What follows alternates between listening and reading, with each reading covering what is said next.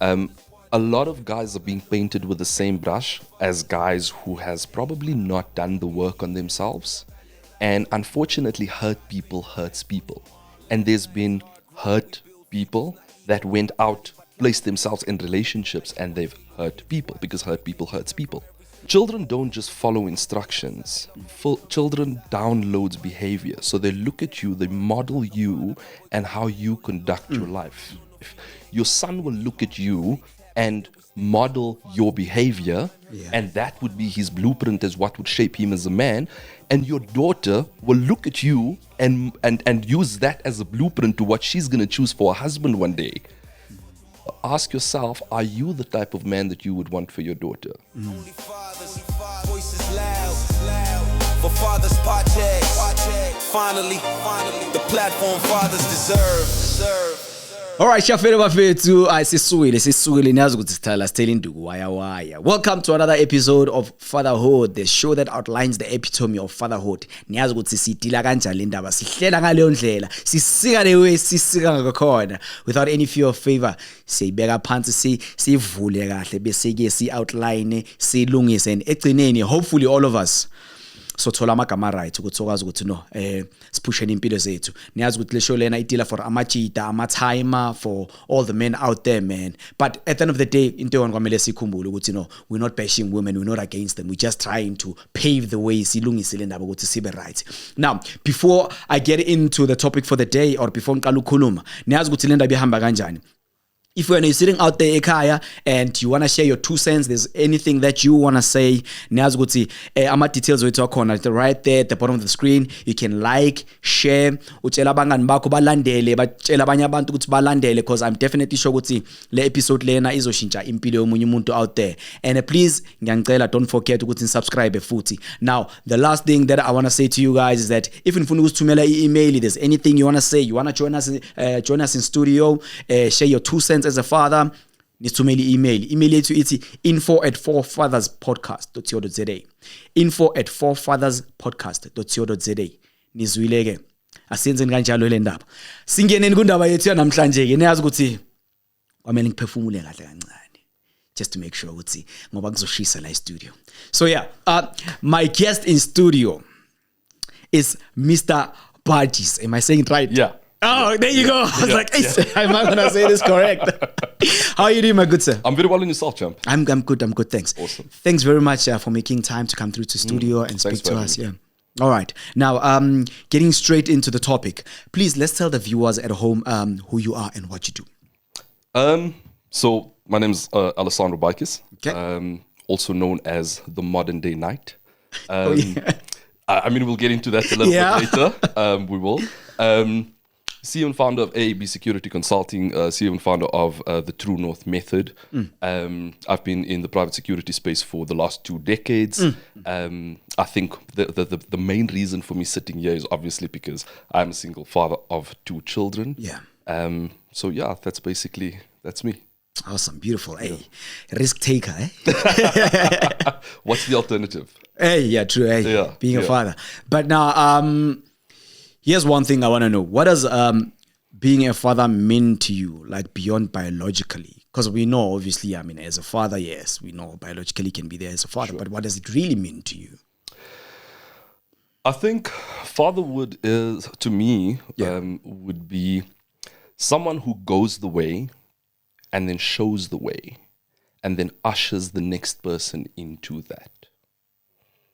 That was deep. Did you prepare that? I feel like you wrote a script. I'm like, I know, yeah, this is what I'm going to say. I'm going to outline it like this. Yeah. I think the clarity comes because that is my true north. Yeah. That is part of my true north. The third pillar on my personal true north is definitely fatherhood. Yeah. The first thing for me would be what does God say about me? You know, what would I want God to say about me? Well done, good and faithful servant. You have done me proud. So when I would skip over to the next one because it's no longer relevant because I'm not a husband anymore. But for the third one, it would be when my kids look at me on the day of my memorial and they look back at the life that I've lived, what would they say about me? So that's what my true north is. So every day I get up and I put in the work to make sure that what they will say about me on that day is more important than how they feel about me today. Wow. Beautiful. No, I see how inclined you are with your kids. Like, it goes that deep. Yeah. All right. Now, obviously, I know you're a busy man. There's a lot of things that goes into your life every single day. But now the most important thing I want to know: how do you make the time to be a father? Be there for your kids. Discipline. Discipline and diligence. I think as men, we must have a vision for our lives. And you have to get up every day building the resilience to make the journey. That is where I think a lot of guys goes wrong, is that they're so busy in the hustle culture. They're so busy building that they forget that over and above just being a provider financially, you are also supposed to physically be there, because children don't just follow instructions.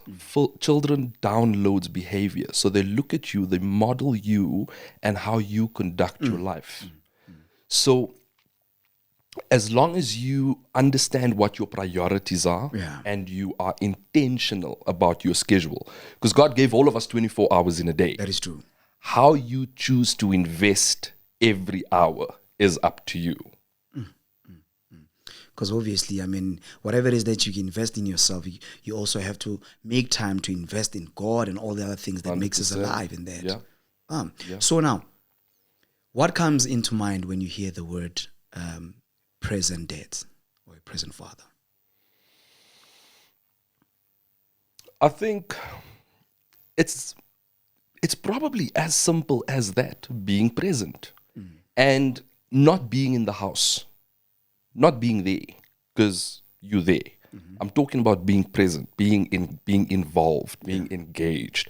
Like when you're with your kids. Are you with your kids? Because we've all got a lot going on. You're running businesses, you're doing this, you're doing that. You've got staff that you're responsible for. But are you busy dealing with all of that in your mind while you're with your kids? Or are you actually present with your kids while you're there? So there's two types of presence. There's one, are you the type of guy that feels you just have to be out busy making money? But if you've decided to be at home a little bit more, so you're present in the home, but are you present in your children's lives? Are you engaged with them, their activities? What does life look like when you are together? Do you get what I'm saying? I get that. But also now, another thing we also need to note is that being present, we also mean being present like financially, emotionally, physically. Like there's so many aspects of being present, because I feel like there's a time where relationships break down because people don't understand the notion of being present. Because sometimes some fathers might say, I am present financially, so what more? You know, I'm sending every month I'm sending maintenance for the child. So I am present, forgetting that also emotionally, I have to be there. Yeah, I think that's one way I do spend a lot of time with guys. You were not just called to be a provider. What was the instruction to man from God? And I think if we can go back to that and we can actually look at that model, that should be every man's true north. You're not just meant to be a provider. God didn't just say, provide for your family, provide for your kids. Yeah. You're supposed to be a protector, provider, cultivator. Do you get what I'm saying? So how do you protect when you're not there? What does that look like? Providing is not just financially. It's providing so many different layers, providing them with a present dad, providing them with a person who they can lean from, a model from. Because again, how you conduct your life is your children's blueprint for life. Your son will look at you and model your behavior, and that would be his blueprint as what would shape him as a man. And your daughter will look at you and use that as a blueprint to what she's going to choose for a husband one day. So it's up to you how much you value your daughter, if you a dad of a girl, and what type of man do you want for her. Ask yourself, are you the type of man that you would want for your daughter? And if not, what do you need to do to change behavior to be that man? Okay, so now, with that being said, I want to find out, why is it that most women in South Africa perceive us men as trash? Because we always hear this word, man, wherever we go. Men are trash. Men this and that and that. Like, we trying to curb this stigma. Yeah, to say, please, some of us out here are not trash. Look, I think, unfortunately, and I can't speak across the board, but as in any situation, there'll always be positives and negatives. There'll always be positive men and there'll be negative men. Yeah. I think the reality is a lot of guys are being painted with the same brush as guys who has probably not done the work on themselves. And unfortunately, hurt people hurts people. And there's been hurt people that went out, placed themselves in relationships, and they've hurt people because hurt people hurts people. Now, there's a massive responsibility on us as men to put in the work on ourselves so that when we go into a relationship, you're not confused about who you are.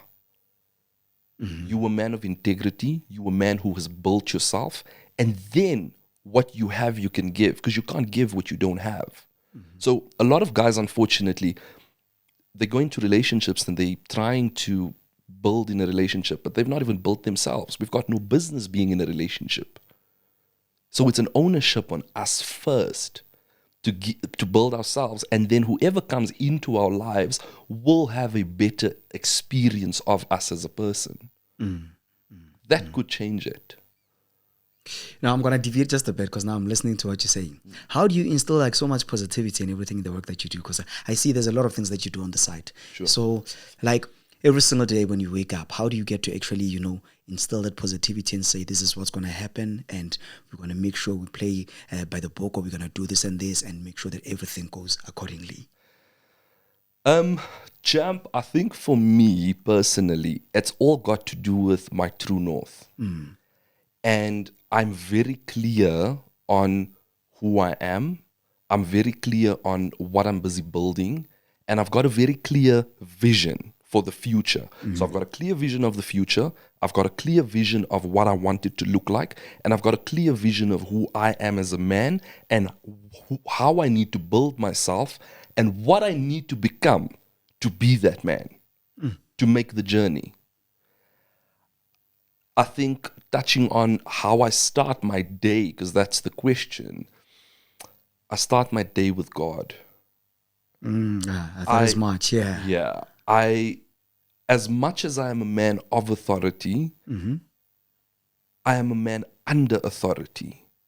So every single day, I have to start my day with God. And I have to invite the Holy Spirit into my life every single day and ask for guidance and direction and submit my day to God and ask Him to help me be in alignment of my assignment. That alone is probably the most important part of my day. Before I touch my phone, before I worry about business, my children's schedules, whatever, and running two businesses can take a toll on you. But before any of that becomes a thing, I need to be focused on where do I stand with God, make sure that I'm under His authority, make sure that I'm in alignment with what He's called me to be. And then everything thereafter is just moving with purpose and my behavior must align. Okay. Wow. Okay, that sounds powerful. Now, were you always like that before becoming a father, or that changed after becoming a father? So my question, to rephrase it, is that after realizing that you are a father, what actually changed your mindset to say, whoo, now I'm a father, now I'm going to follow God, now I'm going to do this and that and that? Were you always like that? Or after realizing to say, oh my goodness? No, I think if I can go back, like way, way back, I didn't grow up like that at all. Yeah. And I speak about it on some of my other podcasts that I've been invited to about my upbringing. And Yes.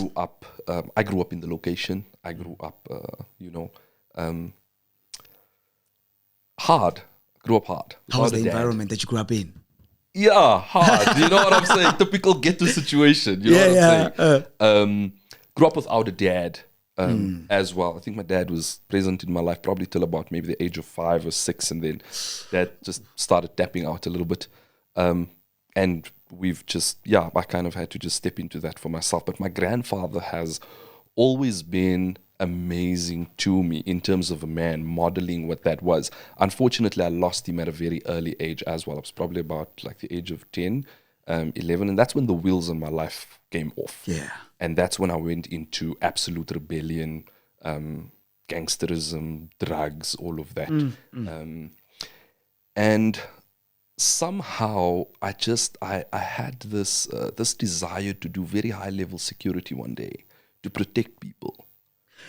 And that came because of what you were doing in the past. Yeah, as a child I always felt scared. And I never had peace as a child. So did you want to do this because of all the gangsterism and everything that you're saying that happened in the past? Or at some point it's just like, you know what, let me just deviate and get into... No, not even. I just got to a point where I started lifting weights, and I was still involved with a bunch of criminal activity, using drugs, etc. And there was something about just lifting weights that was a thing for me, you know. That was everyone at home can see that you lift weights. Hey. There was something about it, and I always say this. There was two brothers in my community. They were very different. The dad owned a construction company. The mom owned one of these tuck shops from home, where there's this game shops, you know, where you threw the 50 cents in. Oh yes, selling like little quarters and things, chips and whatever. And those two brothers was not really allowed to be in the streets with us and do the things that we do. So they were very different. Dad always kept them busy. They were always busy with either helping mom in the shop or helping dad in his business. Yeah. And he was a very smart man by doing so, you know, because it kept them away from the rubbish we got involved in. And how that would later on benefit me was they used to train and they looked great, man. These two brothers just had beautiful bodies, you know. They looked good when they're outside busy washing their cars, you know, on a Saturday morning. It looked good while washing their cars. Yeah. They just move different. You know what I'm saying? They just move different. Yeah. And I'd always been fascinated by, you know, the likes of your Arnold Schwarzeneggers, you know, Sylvester Stallone, on the movies, and you know, just like Jack guys and stuff. And here's these two brothers, and they journeying in that direction. And it was the first thing that was like tangible, you know. I engaged them a lot because obviously we grew up in the same community. So I engaged them, spoke to them, whatever, and they gave me my first muscle magazine. This was probably about 5:30 in the afternoon when the one brother came from work, and we're walking, and he's giving me the muscle magazine. I had on a track pants, and I get so after the conversation, I took the track pants and I put it in my track pants, and my t-shirt over it. So I went out with my boys, whatever, and I got home at about maybe 1:30 that morning. This is during the week, and as I'm getting undressed, here's this book. So I take the book out and I'm laying on the bed and I'm flipping through these pages. And I just felt greatly inspired and motivated. And the next day I got up and I said to my guys, listen, man, I think I'm going to start lifting weights, which is what I started doing. And I did that for a while, lifting weights in the morning, still getting involved in criminal activities and, you know, drugs and stuff at night and whatever. And after about 10 months... I just knew that, no, man, this is what I need to be doing with my life. I feel way better with doing this than this. Yeah. One speaks of building, one speaks of breaking. And I decided to start building my life from there. Yeah. Oh, wow. So now, do you think things could have turned out differently if you had a father figure growing up? Because like you said, that you lost your father at an early age. So I didn't lose him. I didn't lose him. He just decided to be absent. Yeah. So if he was present with you growing up, do you think maybe some things could have turned out differently? You could have learned, you know, a thing or two to say, you know what, this is how actually I should perceive life, or this is what I should be following. Did you feel that absence to say, because my dad is not here, so I mean, who's going to guide me? Definitely. I think that my grandfather kind of stepped in at an early age. I only met my grandfather when I was like 5 years old. But from the time my grandfather stepped in, he didn't just step in, he stepped in and stepped up. He's the one that taught me how to ride a bike. He's the one that taught me how to fix a puncture, work on my bicycle, change things on it. He's the one that taught me how to clean firearms and how to start shooting. He modeled to me that a man gets up early in the morning. He was also in the private security industry. Oh, okay. So he was the guy that was up at 4:30 in the morning. He's up sitting, he's puffing his first cigarette, and he's diligent. He used to really be a man of excellence and how he conducts himself. And as a kid, that was the first blueprint that I had.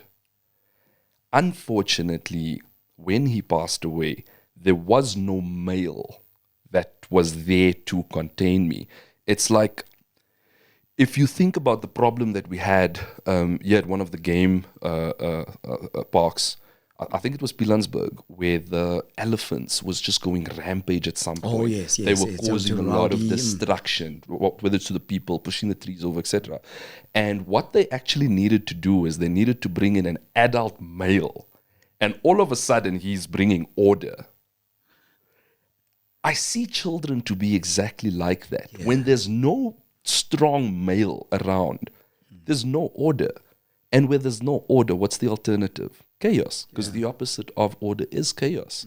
And that's exactly what my life looked like. Chaotic, anarchy. As a 13-year-old kid, I was out in the street doing drugs, coming home morning hours, weekends not coming home at all. As a 13-year-old child, oh my goodness, where's the authority at that point? Do you get what I'm saying? So yes, definitely it would have been completely different if there was a strong male figure around. If there was, someone that could kick my butt. Honestly, someone that could kick my butt and channel you in the right place. direction. No, 100%, definitely, yeah. Oh, definitely. okay. And do you kick your kid's butt? Do you? Buddy, I do. Listen to me. I do. Discipline in my house is a non-negotiable. You're not scared. I'm like, hey, No, I'm gonna get you arrested right now. Listen, champ, I must be honest with you. In my house, discipline is a non-negotiable. I don't have any problems with disciplining. In fact, my house runs on discipline. God is a God of order, and you need discipline to instill order. Yeah. So if I'm a godly man and I want order, discipline is my responsibility. It's not a negotiable. And I always say to whoever wants to come to my house, you're more than welcome to come, but you're going to find a very strict dad there. Yeah. So you can come, but there's a strict dad there. Non-negotiable. Unapologetic. Wow. Okay. No, you are strict. I can hear the sound of that. So now let's shift things a bit. Now, I want to know, how's your relationship with the mother of the kids? Unfortunately, my wife passed away. Oh, okay. Yeah. A year and a few months ago. Okay. So I'm a Rest in single. peace. Thank Okay. you, sir. So I am a single parent. Okay. And I currently have to, navigate everything. So in my house, I'm the judge, the jury, and the executioner. Hey, how old are they? My son is 8. He'll be 9 in a few months, and my daughter's 14. Yeah. Teenage And how has that been? Yeah, I'm saying that because I'm a father as well, and my wife is around, and I'm still not coping as well. I'm like, no, it's tiring. But I can't do it without God. Yeah. That's one thing I will say. I can't do it without Days God. just go by. We're like, thank you, Lord. Thank you, Lord. Yeah, listen. But I think that what's made it so much easier for me is that I've always been present with my kids. And I think a lot of people wouldn't understand if they look at my life, especially the phase before where I am now, before I got into business and all of that. Yeah. Even as a high-level security operative, I was always busy doing things, flying here, flying there, etc., doing some things. I've always been very intentional about my kids. Oh, okay. And the one thing that I always say is I've had opportunities to go and work in different countries, to take contracts in different countries where, you get paid in pounds, dollars, etc. And it's almost It's almost everything you want as a youngster coming from the location. You know, you look at you listen you look at the money that you'll be making when you're converting it to rands, and it's insane. But because my true north has always been to be a present father, I always say this: I've not yet found a number that I can sell my family for. Yeah. So it was never even a consideration for me to take any job that would keep me away from my kids for 3 months at a time or something like that. If I'm flying out with the client, if I'm going to do something, it's not anything that I would consider being away from home for 6 months or a year or something. I wouldn't do anything like that, because being a present father to me is everything. Yeah. And I think that was, my sister reminded me of this. 6 months after my wife had passed away, we sat down and we had a debrief, and we just had a solid check-in. Like, she wanted to know where I am mentally with the kids at home, etc., how things are. And she reminded me of the fact that because I've been so present with my kids, because I've been so intentional about being a father, that's why it's easier for me to be able to be where we are today. Because when you walk into my house, there's love, there's laughter, there's joy. Yes, there's, moments of sadness. Yeah. But for the most part, we've got a good home, and a great environment. And that's purely because a lot of work was done in the pre-season that is affording me to benefit off it now. Yeah. Does that make sense? Yeah. All right. So now, how did this situation affect the kids? Because I mean, understand, it's a good thing that you've been around, being a good father to them, and obviously, but just losing a mother, obviously it does affect them a bit. Do you feel like there was a bit of a switch, after the passing of the mother, to say, now I see the gap because of this and that and that? Like, can you tell a bit of a difference? Not a bit of a difference, a complete difference. I mean, losing your mother is something maybe you and I wouldn't understand, because we haven't lost our mothers,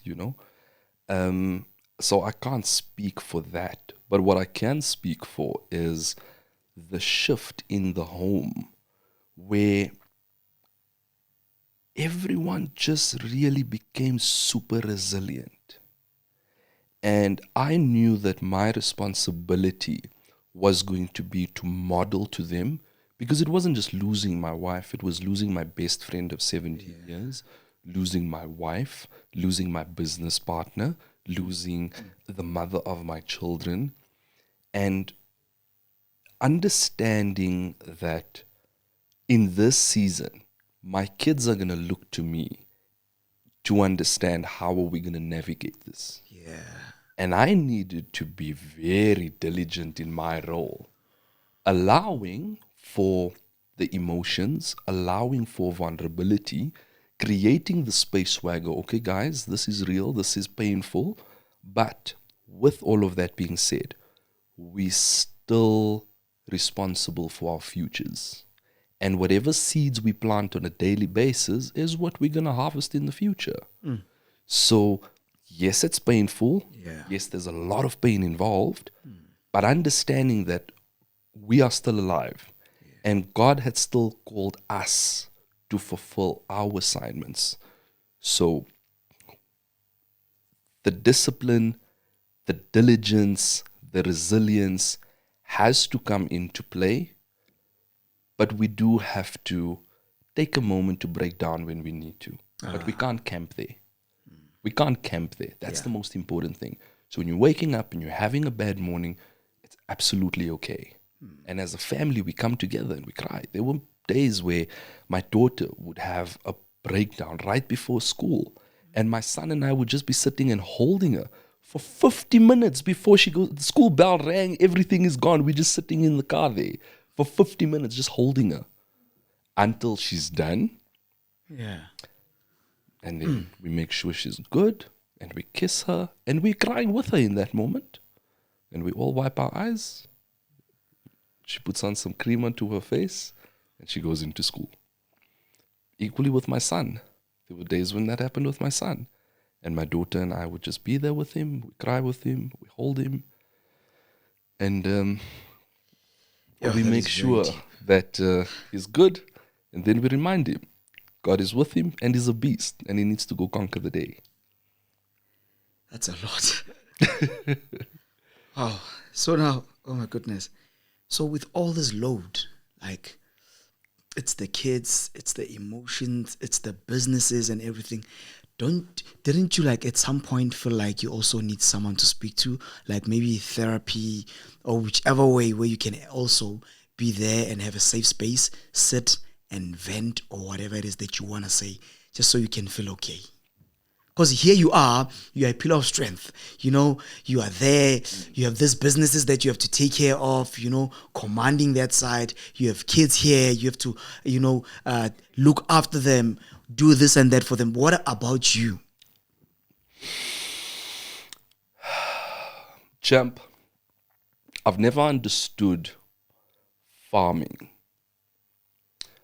sowing and reaping, until this season of my life. For years, I've always had church be high priority in my life. And I believed that I just served selflessly, very diligently, with a lot of honor and a lot of discipline. And I thought that I'm just being obedient to the Lord. But what I reaped, especially through this season, was how my church carried me through that season. Yeah. And I would not have made it to this point of my life if it wasn't for God and the church. Amen And to it that. was phenomenal when I look back at it now, how the support has been. And there's a lot that's still blurry to me. But literally, from the day up to now, the support of my church has just been phenomenal. And they've genuinely carried me through the most insane seasons. So if there was a time where you needed someone to talk to or whatever that is, like you'd go to church and just vent and yeah. I'm surrounded with a lot of good people in my life. I must be honest. God has blessed me with phenomenal people, with amazing people, godly people in my life, and people that could speak into me at my lowest moments. I literally have someone in my life, an elderly female, and on one of my days, it was crazy, man. It was like 5:15 in the morning. I was just up laying on the couch. My kids was not there. My kids was they went and slept over by my sister. And I'm laying on the couch. I'm laying on the bed, and I can't, like, I'm just feeling restless. I was just feeling restless. This is probably like a few weeks after, about a month after my wife passed away. And I get up and I go to the lounge, and I opened up the sliding door, and I'm just laying on the couch, and I started crying, man. I broke down, started crying. But it was an unreal type of cry. I don't even know how I ended up on the floor. But somehow I ended up on the floor. And I had a very important security task that day. And I reached out to this person on the phone. And she literally spoke me off the floor. Just an elderly mom that I absolutely look up to, love and respect. And both her husband, her children just has a lot of love for me. And she's been a phenomenal person in my life. Yeah. But there has been people like that through various different moments of my life, some of them not speaking me up off the floor, but some of them speaking me through some really challenging situations, whether it's something I'm going through with my daughter, whether it's, a mental fog that I'm facing and they're helping me navigate the season. I must be very honest with you. I'm exceptionally blessed with the quality of people that I have in my life. Yeah. Oh, no. Blessed to that. Amen to that. Now, to all the single fathers out there, what message would you like to share with them? Because I've heard everything that you've been saying, and I see how you always try and channel yourself, the word of God, with the church being there for you. But there's probably a father out there, who's going through a lot, single father, maybe lost a partner or not staying with a partner. The partner is not present to look after, the kids and stuff. Like, what wisdom or what would you share with those fathers out there to keep them strong, to keep them going?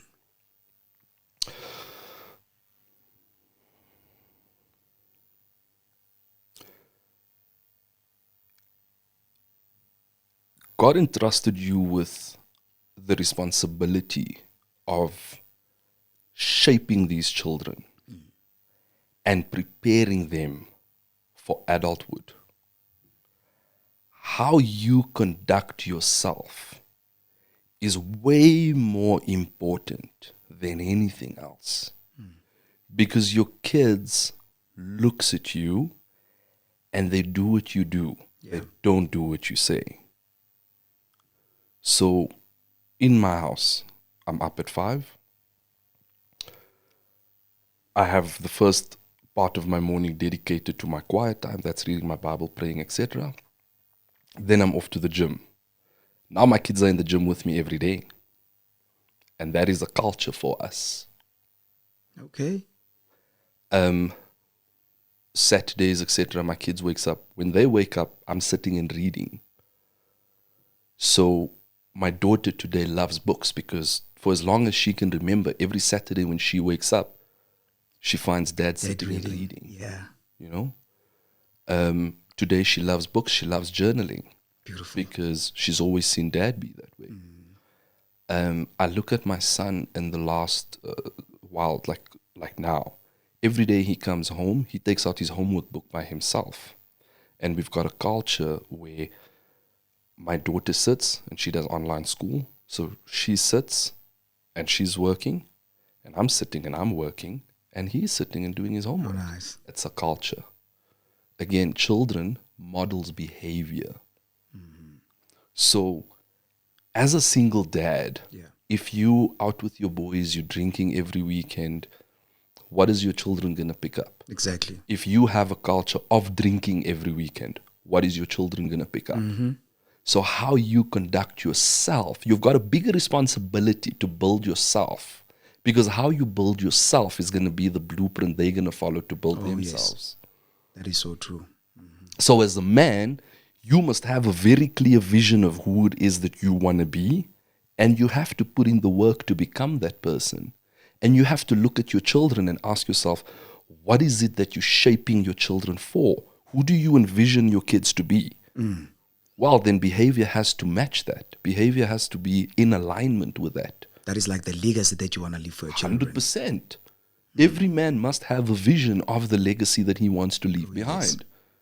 And every day he must wake up putting in the work to achieve that. It's not going to fall out of the sky. I don't care how many times you pray about it. If you're not working towards it, listen to me, faith without work is dead. Yeah. Do you get what I'm saying? And I think sometimes where we come from, all we have is faith, and we just believe that we can get up and we can pray and then we can sit in the sun and wait for it to come. It's not coming. There's a responsibility on you to put your hands to the plow, and God will bless the hands of your work. I think for a lot of fathers, there's an important verse that I always give to my friends when they say that I work too much. I always say to them, he who doesn't work mustn't eat. It's biblical. Yeah, it's not which is true. I mean, it is definitely true. It's not my handwriting. Do you get what I'm saying? It is deep, but it is true. That's the painful truth. But that's the whole blueprint right there. Is that if you've got a son, you are modeling to your son what a man is supposed to be, and it's not about shooting guns. It's not about how heavy can you bench press, what big weights can you lift. yeah, that makes me cool, but that doesn't make me a man. Do you get what I'm saying? Yeah. That doesn't make me a man. A man is adopting as much responsibility as possible, taking responsibility for yourself. Sometimes a lot of men just have to start by making up their bed in the morning. Just start there. You know what I'm saying? Take responsibility for your room. Do you get what I'm saying? Yeah. Take the responsibility to conquer yourself, to build yourself. Then, cool. Now look to the left, look to the right. How much more responsibility can you adopt? Now try looking after your family. And once you've conquered that, now try doing something good for the community. Take responsibility for your community. And who knows, maybe one day God blesses you and you can take responsibility for your country. Oh, yes. Do you know what I'm saying? You got responsibility, yes. If you can be trusted with little, you can be trusted with much. So how faithfully can you steward the little? Start with small daily disciplines. Take responsibility and ownership for yourself. And your son is going to see that and model that. I look at my little man and he's a gentleman. He's an absolute gentleman. He opens up doors for the ladies. There you go. That's one thing I wanted to ask you to say. Do you believe that you want your son to find a woman that who would be like him in future, like as a father as you are right now? When you have a child, you say you like, I pray for my daughter to have someone like me in future. Because sometimes when you're chilling with other guys, they'll be like, "Hey, I don't think I'd pray for my daughter to have a man like yeah." I think you're confident to say, you know what, as a good father that I am, I'm definitely confident to say I'd like to see my daughter dating someone who's like me. That part, yes. But equally, when I pray for her, still, I pray for a man better than me. Better than you. I pray for the man who I'm building myself to become. Because even at this level, I'm still a very far away from who I want to be. Do you get what I'm saying? I don't think there's something arriving. For me, there's no arriving. You set goals, you meet the goals. But once you get there, there's bigger goals to be set. And in the same breath, for my to come back to my son and the woman that he is waiting for him in his future, already I'm praying that God is preparing a particular woman for him. And I'm trusting God for a very specific type of woman. Because the wrong woman will make you or break you. And if I am putting in all of this work to building him, and I'm trusting God for his future, I equally have to trust God for the correct life partner for him. That is so it's vital. It's vital. Yeah, that one, it's one thing I know we can't control. We can just have to believe in God for that. Listen, just be hopeful and pray to God for that. Yeah. All right. Now, my last question to you is, is there anything that you'd like to say, like in terms of fatherhood, to all the fathers out there, anything that you feel like, can better their life, their future, or their relationship with their kids, or their relationship with the mothers? Because some, obviously some parents, they're separated, but there's certain obstacles that they face or encounter in relationships. They're unable to see their kids or whatever it is, just to keep them strong, to keep them going. Anything that you'd like to say to them? Shoo, that's a fully loaded statement right there. Yeah, that's a lot. We take everything we put it in. Gee, that was too much. Maybe we should break it up in little bite sizes. You know what I'm saying? Gosh, that's going to be a lot of spill over into one another. Okay, I think let's do this. You touched on something that I think a lot of guys are experiencing at the moment, which is being kept from their children, being used as pawns in a relationship. Yep. Is probably something. Let's start there. I wouldn't wish that on any man, because I cannot begin to imagine not having access to my kids every day, not sitting at the dinner table with them every day, not shaping them ourselves. I can't begin to imagine not being the one leading my children. Yeah. So I feel for every man that's in a position where he's not with his children at home. And again, it's circumstantial. Every situation is different.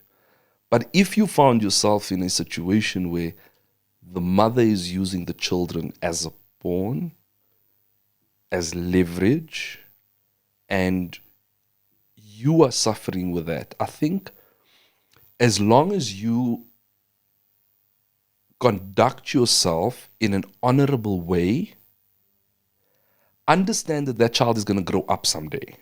And then that child will be able to see for themselves and decide for themselves. Yeah. I do believe if you can leave paper trails, keep your communication on email with the mother. Yeah. Keep your communication on email on WhatsApp. Print those things. File it. At the right time, you can give those conversations to the children, and they must be able to see for themselves. But my dad wanted to be present. Yes. My dad wanted to be involved. My dad didn't just think paying maintenance is okay. Oh, my dad actually asked if he could come over. Yeah. My dad actually asked if he could have me on the weekends and school holidays, etc. Once your children are legal, but then you step in and you go all in. And unfortunately, there would have been a lot of shaping in that child's life, and there's nothing that you can do about that. You don't have control over that. But you have to wait for the right time. And as long as you don't do anything that will make you look like the bad person, that could come back to bite you in the behind, you know? If you're going to perform at your baby mama's house, that will be used against you. If you getting into confrontations with your in-laws, that will be used against you. How do you keep yourself at a place where at the right time, when your children can choose for themselves, you can present your side of the story, and your children can look at you and go, okay, I'm ready to start with dad. And then you build on that. Then you can build your relationship correctly. But it's difficult, it's challenging. No, it definitely is. And I hope to all the women out there at home who are also listening, siyangicela bafethu ukuthi please, can you please not use your kids as a pawn? Please just let your kids see their father. Like, labantu siyabakhulisa, and at the end of the day, they are the ones to decide. They will eventually decide for themselves whether bafuna ukuba nobaba wabo or whatever that is. But as parents, ngingaswayibeki ukuthi as a mother, whatever it is, but as a parent, please let's not use our kids as a pawn ukuthi siyabavalela not to see their other half. That is a very, very bad thing to do, because eventually isikhathi masihamba lo muntu uzokhipha ama records, as Mr. Ali said ukuthi at the end of the day umntana uzokhipha ama records, then the next thing what happens, umntana uzokuzonda, which is not going to be a nice thing to happen. So I hope you guys learned a thing or two from that. All right. Now, if there's anything that you guys want to share, want to say to us, all the info is right there at the bottom of the screen. You can like, share, subscribe. Ngicela abangani benu lapha ekhaya nabo ukuthi ba like, ba share, ba subscribe. Njengoba ngishilo ukuthi I'm definitely sure ukuthi these conversations that we have here ingashintsha impilo yomunye umuntu somewhere out there. And also singakhohlwa ukuthi if there's any thing that you want to say to us or you want to send us, you want to join us in studio, ngakhohlwa ukuthi thumela email. Email yethu ithi info@4fatherspodcast.co.za. info@4fatherspodcast.co.za. Thumeleni uze studio so that we can unpack that spot ukuthi sikusiza kanjani. But another thing engizoyisho ukugcina ukuthi ningakhohlwa ukuthi every single thing lesikhuluma lana it's according to our own views. Mawufuni professional, you can go out there and see a professional who's going to be able to help you. Remember, we also once had a professional in studio washiyama details wakhe, so you can also check all the other episodes, then uthathe information yakhona, then you can go and see them. Other than that, bafethu mina lapha ekhaya ngiyabonga. Let me firstly start by saying, Mr. Ali, thank you very much. Thank you, sir. Thank you for coming through. Sharing so much wisdom. Yes, I say I can feel that. Thank you can for feel it. the hand. That's a hand. Yo. You're a funny guy. You're a funny guy. All right, thanks very much. This was a beautiful show. Four Fathers asihlangane futhi on another episode. Kuzoba mnandi, sibe busy. Asibonge lo ndawo. This was Four Fathers. Thank you very much. Thank you. Yo. Is this man take the mic and drop it? Yeah. Yo. Are you gonna write a book? I am busy right